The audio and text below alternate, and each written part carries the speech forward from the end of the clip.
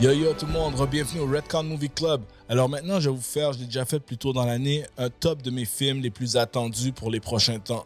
Donc là, 2022 est sur le point de finir.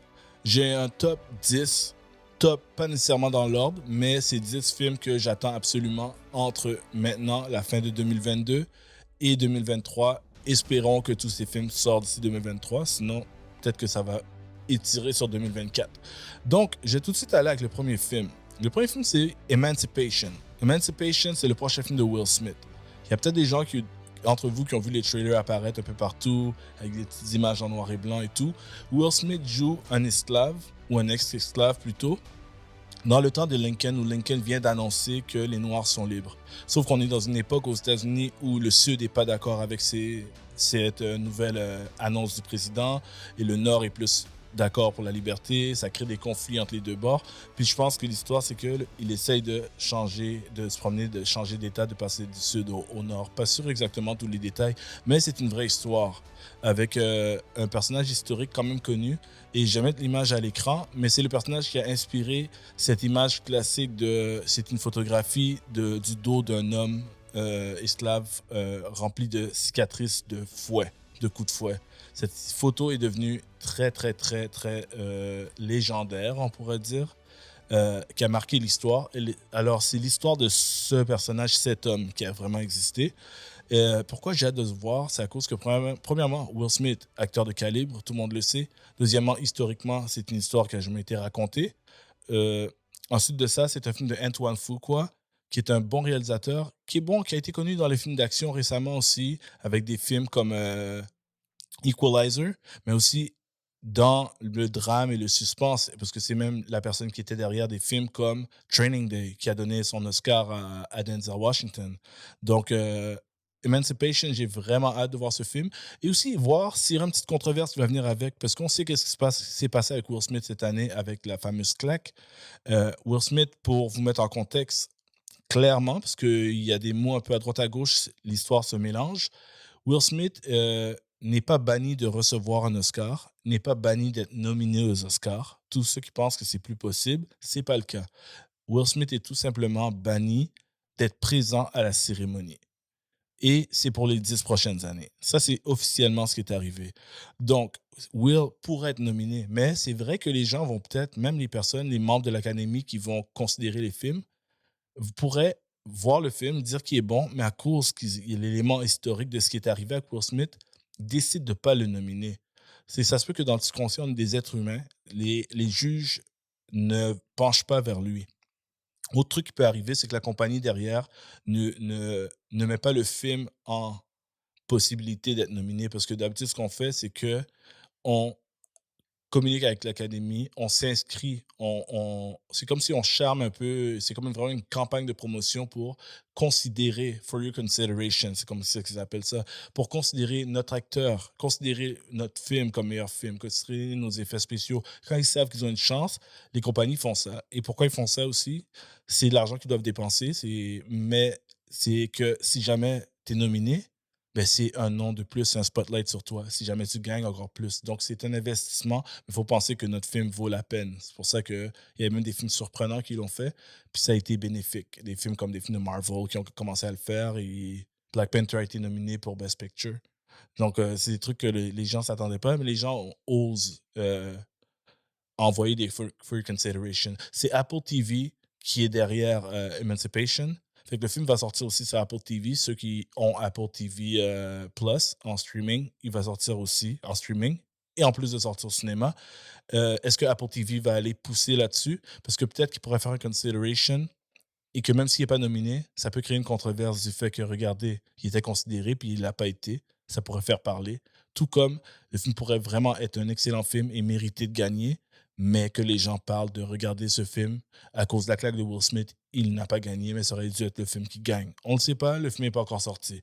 En gros, Emancipation, c'est mon premier film. Mon deuxième film, Fablemans. Fablemans, c'est le prochain film de Steven Spielberg. Steven Spielberg a fait ce film, c'est un drame qui est un drame semi-biographique. Ça parle d'une famille, pas moderne, mais il y a plusieurs décennies, une famille d'origine juive, comme Steven Spielberg, avec un jeune enfant qui rêve de réaliser des films. Qui rêve de réaliser des films comme lui, il était dans sa famille, avec la pression de sa famille qui, elle, veut que tous ses enfants aient une belle carrière, avec une belle profession, avec un avenir et avec beaucoup d'argent qui rentre, avec une stabilité. C'est un concept que beaucoup de personnes peuvent toucher, peuvent être touchées par. Que ce soit que vous soyez des artistes ou vous pouvez faire une job qui est un peu moins stable dans la vie, vous pouvez être touché par ça. Des fois, il y a la pression familiale. Il y a des gens qui vivent avec cette pression familiale, que ce soit culturelle, que ce soit contre la pauvreté, vous voulez sortir de ça. Euh, Ce film va parler de ça et comment ils ne voient pas ça comme une passion ou un hobby, mais ils disent même dans le trailer, si vous le voyez, mais vraiment, lui, c'est sa vie. Il veut absolument faire ça, il veut tout faire pour y arriver, puis il a la pression. Et aussi la pression du fait qu'il est jeune et qu'il ne sait pas nécessairement ce qu'il fait et que les adultes savent mieux. Ça a l'air vraiment d'un film très intéressant. Et en plus, Spielberg, et je me demande qu'est-ce que Spielberg va faire avec un film qui le touche à un niveau aussi personnel, parce qu'il a vécu des moments similaires. Comme je dis, semi-biographique, c'est que c'est vraiment inspiré des éléments de sa vie. C'est pas un film sur lui. Le personnage principal, le jeune, ne s'appelle pas Steven Spielberg. La famille s'appelle les Fablemans, donc il s'appelle pas les Spielberg. Mais ça a l'air d'être un très bon film. C'est un film qui a d'ailleurs passé au Festival des films de Toronto et qui a été acclamé. Donc, à suivre quand le film va sortir dans les prochains jours en salle. Ensuite, mon prochain film, vous savez que j'allais pas pouvoir hésiter de passer au moins quelques films dans l'univers des comic books. Donc, moi, c'est Across the Spider-Verse, qui est la suite de Into the Spider-Verse, le film d'animation de Spider-Man avec Miles Morales. J'adore, j'adore ce film. Je trouve que c'est un des meilleurs films de Spider-Man ever et un des meilleurs films de comic ever, toutes catégories confondues. Into the Spider-Verse. J'ai hâte de voir qu'est-ce qu'ils vont faire maintenant avec Across the Spider-Verse pour plusieurs raisons. Premièrement, ils vont pousser dans les éléments de l'animation. Ils auront plus de budget. Déjà qu'ils jouent avec des différentes esthétiques par rapport le shatter des dimensions et le style de sentir qu'on est dans une bande dessinée, des bulles qui apparaissent, des choses comme ça qui étaient vraiment uniques. C'était un très, très bon film. Et on n'a pas besoin d'être un geek pour le comprendre. On rentrait facilement dedans. J'adorais le voice-over aussi. Là, pour la suite, déjà, ils ont annoncé plusieurs voice-over. On a Yahya Abdul Mateen qui va jouer Spider-Punk, qui est un Spider-Man qu'on n'a jamais vu à l'écran, que les comics, ceux qui ont lu les comics ont déjà vu Spider-Punk, qui est un personnage vraiment intéressant. J'ai hâte de le voir en vrai, parce qu'il deal avec la musique aussi, avec sa guitare électrique et tout. Peut-être qu'il y aura un élément avec ça. On a un de mes Spider-Man préférés, peut-être mon deuxième préféré ever, Spider-Man 2099, qui lui vient du futur, qui peut justement changer de dimension, qui est d'Amérique latine, qui est aussi latino-américain. Vraiment intéressant comme personnage. Ensuite, oui, il y aura d'autres Spider-Man. Il y en a qu'on ne sait pas encore. Il y en a qui c'est des rumeurs. On sait par exemple qu'il va y avoir un méchant qui s'appelle The Spot. The Spot, il y en a qui l'ont peut-être vu dans l'animated series. Il est un méchant qui est méconnu, qui a déjà apparu, mais qui a jamais été dans les grands légendaires du Rogues Gallery de Spider-Man. The Spot crée tout simplement des spots, mais des spots qui font des portals où on peut passer dedans pour arriver à apparaître ailleurs. Il utilise des portals à son avantage pour entrer une main là qui sort ailleurs. Et même à l'intérieur de lui, il est rempli de spots, puis tu peux essayer de le frapper, mais tu passes à travers des portals qui sont sur lui aussi. Je trouve que c'est un personnage qui est très, très, très adaptable et cinématographiquement parlant, un visuel qui peut être super intéressant avec The Spot. Et je vous en parle. Et je vous en passe. Ensuite de ça, un autre film de comic, mais lui en live action, du Marvel Studio, c'est Ant-Man 3 Quantumania. J'attends ce film depuis longtemps et je l'attends beaucoup plus que les autres, les gens, parce que Ant-Man a toujours été un peu plus niche. Il y a des gens qui l'aiment, il y en a qui aiment un peu moins. Ah, les films, ça passe à côté. Mais ce film, et on le voit même avec les trailers qui sont sortis, je le prédis, ça va être un film pivot, primordial, qui va complètement changer la direction. Oui, Kang the Conqueror, le bad guy des prochaines années, va être présent, mais ce qui va être établi dans ce film va changer cet univers pour toujours. Je dis aussi simple que ça, je pense pas que je le overhype. Ce film va tout changer pour la suite, pour le reste. Je pense même que la connectivité de Marvel va changer, on va comprendre des choses. On a l'air d'avoir des indices, même avec les Ten Rings de Shang-Chi, on a l'air de voir des rings similaires dans ce trailer. Oui, il y a des choses peut-être qu'on analyse trop pour rien, puis il n'y aura rien, mais je crois sincèrement que on va comprendre des choses, puis ça va ouvrir la porte à des nouveaux éléments pour donner un nouveau hype au MCU pour l'avenir. Donc, ça, c'est pour Ant-Man 3 Quantumania, Ant-Man and the Wasp Quantumania, qui est le titre officiel. Ensuite de ça, j'ai en parlant de Jonathan Major qui joue Kang, j'ai effectivement Creed 3. Creed 3 pourrait être un bon film comme pas un très bon film. J'avoue que je suis 50-50. Premier film réalisé par Michael B. Jordan, donc on l'a jamais vu réaliser. Mais il était derrière les deux premiers films. Il a toujours eu des bons teachers derrière lui pour l'apprendre. S'il a envie, je pense que c'est le moment d'avoir sa shot. Jonathan Major, excellent acteur. On voit l'histoire que c'est un gars de sa jeunesse, puis que ça aurait changé entre eux, puis que là, ça devient un nouveau clash d'ennemis. J'ai toujours la crainte qu'on essaie de récupérer des choses qu'on a déjà vues dans le passé.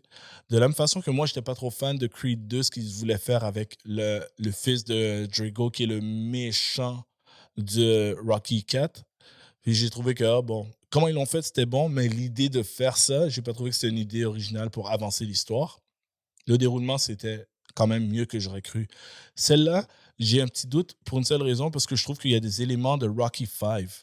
Les éléments de Rocky 5, ceux qui se rappellent, c'est Rocky qui essaye d'entraîner un gars, puis finalement, le gars est un peu plus intense, puis il est plus violent, puis il va vers la rue. Puis finalement, à la fin de la bataille, le fight, c'est dans la rue, à côté des voitures. Puis il y a même la phrase super corny, là, où il dit oh, je te prends dans le ring quand tu veux. Puis là, il dit mon ring, c'est la rue. Je suis comme, oh, please, on s'entend.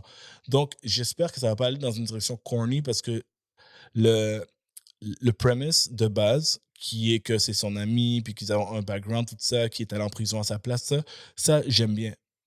Ce que j'aime pas, c'est le côté de oh, il est trop violent, puis il est comme l'opposé, puis là que je veux pas que ça crée un clash qui devient corny, puis que Jonathan Major devient un personnage unidimensionnel.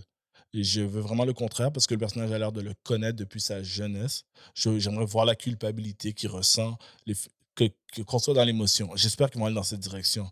En gros, à suivre, mais je suis très curieux de savoir est-ce qu'ils vont réussir ou non ce défi qu'ils se sont lancés pour faire le 3. En plus, il faut penser aussi que c'est le premier film sans Rocky Balboa, sans Sylvester Stallone. Donc, ensuite de ça, j'ai définitivement Avatar. Oui, il y en a qui sont pas chauds. J'ai toujours, c'est la mode de hate sur Avatar. On saura qui a raison quand les films seront sortis.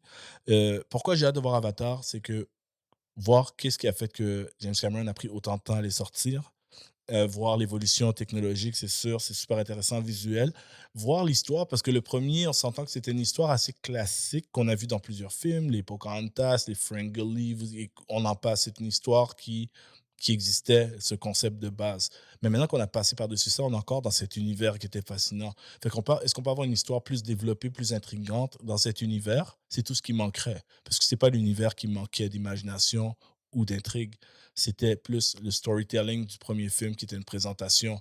Alors, voir le monde de Pandora un peu plus, si vous regardez les trailers, vous allez vous rendre compte qu'il y a différentes ethnies sur Pandora. On a rencontré ceux qui étaient plus bleus, là on voit ceux qui sont plus comme bleu turquoise, c'est ceux qui sont proches de l'eau. Mieux connaître cet univers, le côté de l'eau, effectivement, est intéressant. C'est malheureux que les trailers racontent pas trop c'est quoi l'histoire. Fait que ça me met un peu dans ouais, je veux le voir, mais je capote pas parce que je sais pas la direction de la chose. Ce qui m'intéresse aussi que James Cameron a fait, quand il prenait beaucoup de temps à préparer ce film, avant même l'acquisition de Disney, de Fox, quand c'était juste un film de Fox, c'est que lui, il voulait écrire 4 films, 4 suites au film original. Puis ce qu'il a fait, c'est qu'il a fait un writer's room. Ça, c'est quand plusieurs écrivains s'assoient ensemble et parlent de ce qu'ils veulent et s'entendent sur une ligne directrice, puis disent qu'il y a dans le scénario de un et de l'autre, puis qu'il y a du monde qui écrit le 2, il y a du monde qui écrit le un, il y a du monde qui écrit le 3. Fait que tout le monde se met ensemble pour que ce soit cohésif sur plusieurs films. Puis Cameron attendait d'avoir le scénario des 4 films avant de se mettre à tourner les films. Donc, je trouve ça intéressant. Ça veut dire qu'il voulait vraiment world build à un niveau incroyable. Donc, je suis curieux de savoir ce world building-là, comment il évolue. Oublions pas aussi un dernier truc, c'est que ce film se passe sur Pandora et Pandora, c'est une lune. C'est même pas une planète. Je ne sais pas à quel point ils vont expand dans les suites à suivre. Dans le ciel, on voit la planète sur laquelle cette lune est. Peut-être qu'on peut aller jusqu'à là-bas. Et aucune idée qu'est-ce qui s'en vient. Puis déjà, ce que je vois, c'est de voir que maintenant, ils ont créé une famille. Fait que c'est en train d'expandre. Les personnages vont aller plus loin. Ce que Cameron a fait, c'est qu'au départ, il voulait tourner les 4 films d'un coup. Après, sûrement, il s'est calmé. Puis la pandémie n'a pas dû aider. Ce qu'ils ont fait, c'est qu'ils ont tourné les 2 premiers. Ce qui veut dire qu'ils ont tourné 2 et 3 comme un seul film. Donc, ça veut dire que vous n'avez pas à vous inquiéter pour est-ce que le troisième va venir. Il est déjà tourné aussi. Ils vont attendre de voir comment le 2 et le 3 fonctionnent pour commencer le tournage du 4 et du 5. Mais ce qui est bien, c'est qu'ils ont fait le writer's room, ce qui veut dire qu'ils sont déjà écrits. Dès qu'ils ont le green light pour y aller, ils pourront le faire. Cameron a dit récemment qu'il fallait qu'il fasse beaucoup d'argent pour être sûr de pouvoir faire le 4 et le 5. Il parlait même, je pense, de 2 milliards, tout ça, mais je pense qu'il exagérait parce qu'il vise à vendre le plus possible parce que les films n'ont pas besoin de tant que ça. Ils coûtent cher, mais il y a des films qui ont coûté beaucoup, beaucoup, beaucoup plus cher. Je pense même pas que Avatar est dans les top 4 ou 5 des films les plus coûteux de tous les temps. Alors là, ce qui se passe, c'est qu'on va voir le 2 et le 3. On va voir si ça fonctionne. 2 et 3, il a dit que ça peut finir la série comme ça. Mais si ça fonctionne, ensuite, on a 4-5 pour plus tard.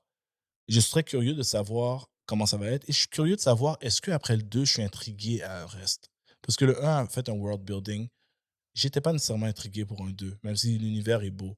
Là, maintenant qu'ils savent qu'ils travaillent des suites, est-ce que ça va m'ouvrir la porte à autre chose? Je suis très curieux de savoir qu'est-ce qui va se passer avec ça. Et savoir est-ce que ça mérite aussi d'être des films aussi longs. Parce que le deuxième, on sait, est aussi un film de 3 heures. Donc, à suivre pour ça. Ensuite, dernier film de comic dans ma liste, Spawn. La plupart du monde ne savent pas qu'il y a un film de Spawn. Ou la plupart du monde qui écoute, qui savait qu'il y avait un film de Spawn, ne croit pas que Spawn va se faire un jour.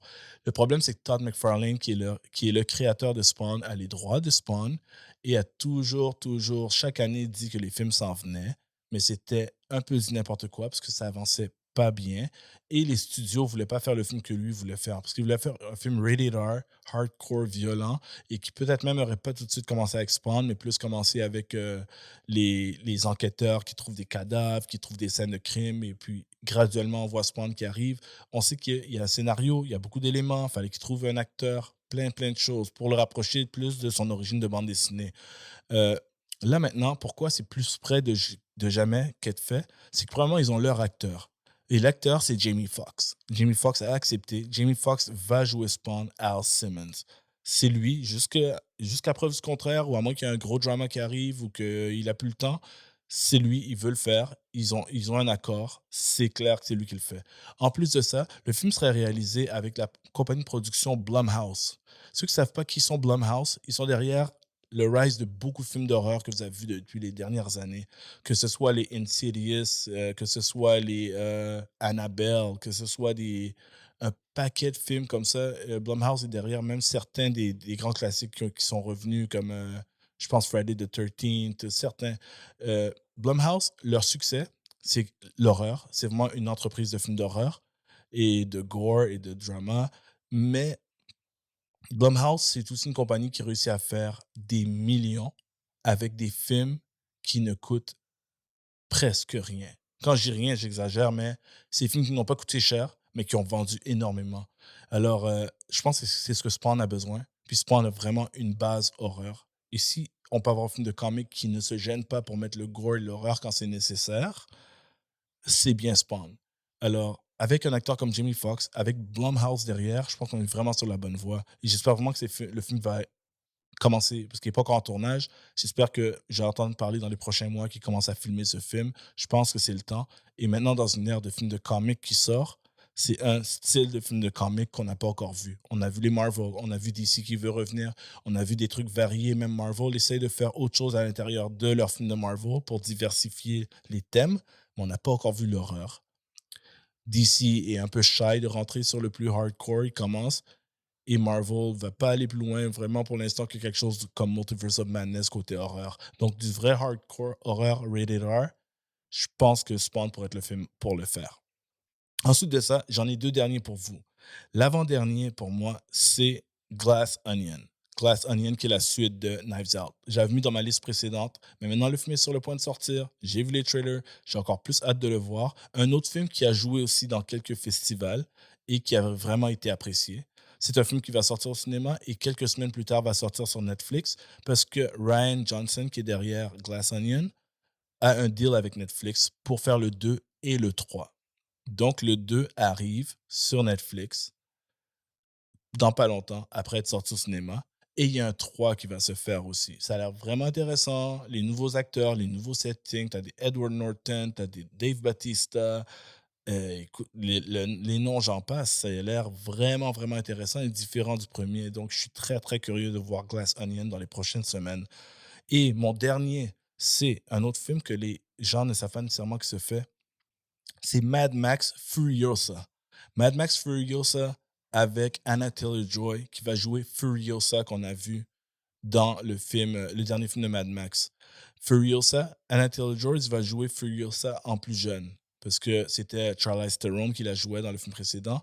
On va sûrement voir des trucs sur l'origine. Puis Anna Taylor-Joy est tellement une bonne actrice dans tout ce qu'elle fait, que ce soit sur Netflix quand elle a joué le film de Queen's Gambit, je pense, le film avec le jeu d'échecs, la série plutôt, que ce soit même quand elle a joué dans New Mutant, elle était bonne, que ce soit dans Split, où elle jouait la fille principale.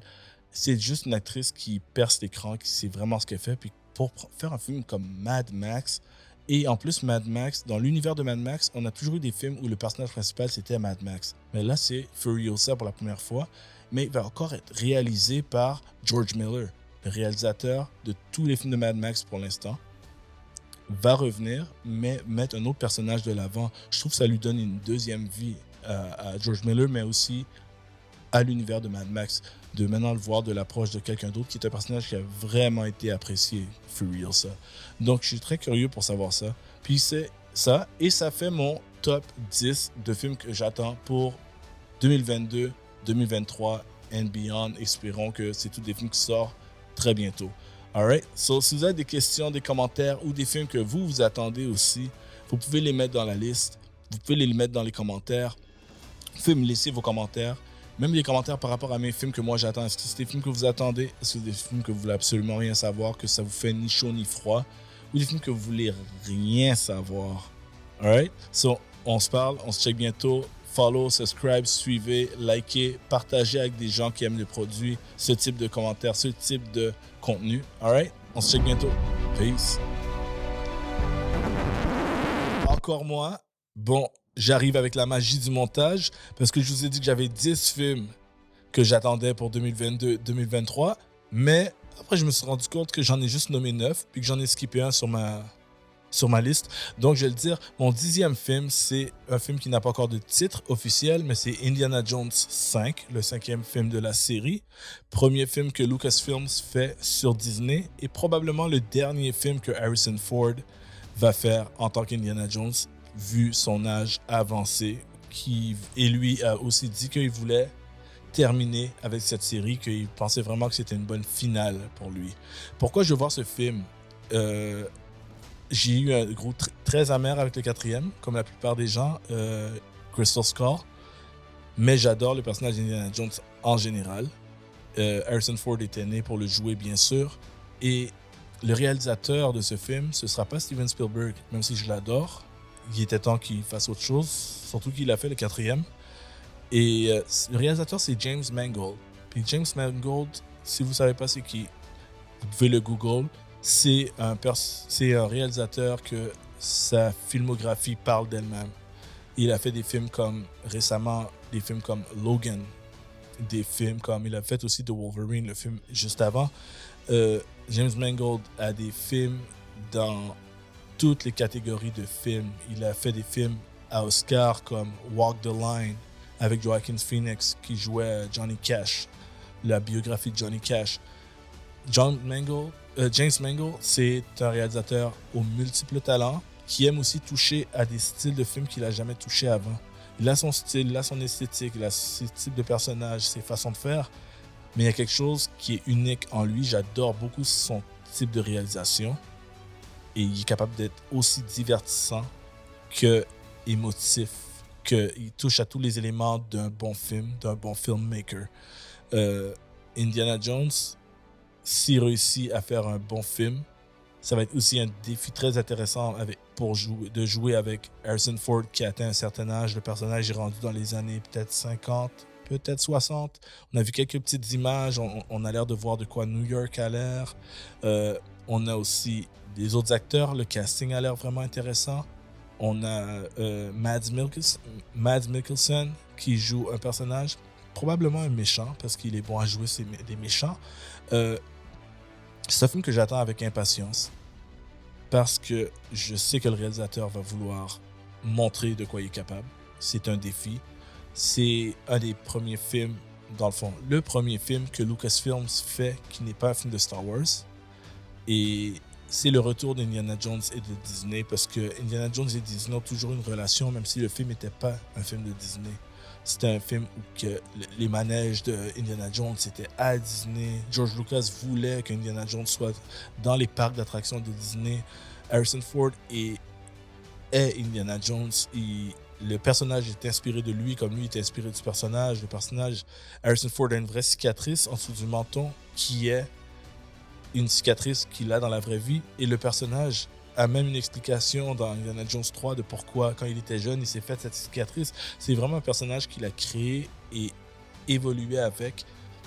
Harrison Ford est connu pour multiples rôles. C'est un acteur légendaire.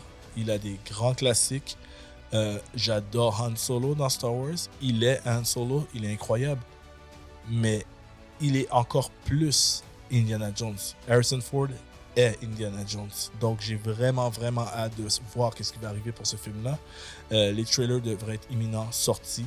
D'ailleurs, je ne serais pas surpris que le temps que ce vidéo sort, le trailer soit déjà sorti, puisque les images photos commencent à sortir, des photos officielles dans les magazines comme Empire. Donc c'était mon dernier film de mon top 10, mon rattrapage, mon post-credit scene si vous voulez. Alright, so Redcon Movie Club,